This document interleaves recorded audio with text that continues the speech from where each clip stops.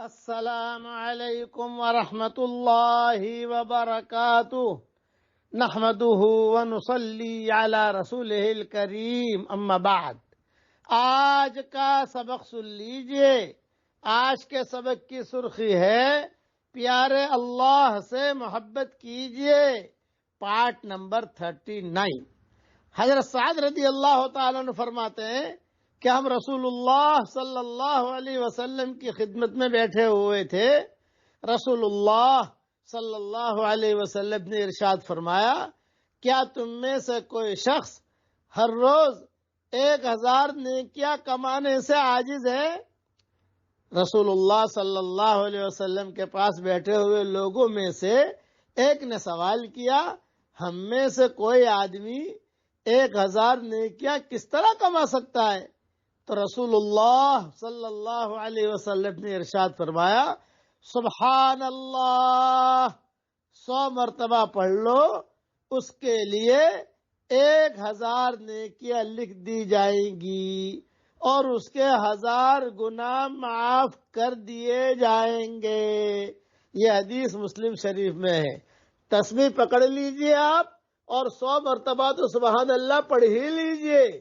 پڑھتے ہی 1000 نیکیاں اکاؤنٹ میں آئے گی اور 1000 گناہ اللہ تعالیٰ معاف کر دے گا۔ یہ حدیث مسلم شریف میں ہے، اسے محفوظ کر لیجئے اور ابھی تسبیح تو پکڑ ہی لیجئے۔ جب بھی فرصت ملے کم سے کم 100 مرتبہ سبحان اللہ پڑھنا ہے۔ 100 مرتبہ سبحان اللہ پڑھنے سے 100 درخت جنت میں کھجور کے لگتے ہیں، 1000 نیکیاں ملتی ہیں، 1000 گناہ معاف ہوتے ہیں، اللہ ہمارے ساتھ ہو جاتا ہے، اللہ خوش ہو جاتا ہے۔ اس سے بڑی کیا فضیلت چاہیے ہم کو، یہ بتاؤ۔ اس لیے آج تو کم سے کم پڑھ ہی لیجئے، سبحان اللہ سبحان اللہ سبحان اللہ کر کے 100 مرتبہ پڑھ لو۔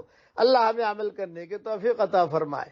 اب پڑھ لیجئے میرے ساتھ، حسبنا اللہ ونعم الوکیل، حسبنا اللہ ونعم الوکیل، حسبنا اللہ ونعم الوکیل۔ اٹھتے بیٹھتے اس کو پڑھتے رہیے۔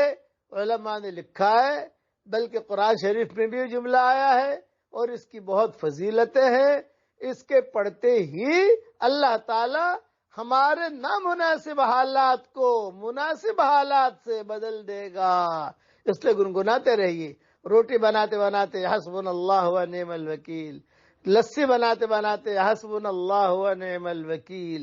کیا جاتا ہے اللہ، اور اللہ ہم سے راضی بھی ہو جاتا ہے۔ اللہ ہم سب کو عمل کرنے کے توفیق عطا فرمائے، آمین۔ وآخر دعوانا ان الحمدللہ رب العالمین۔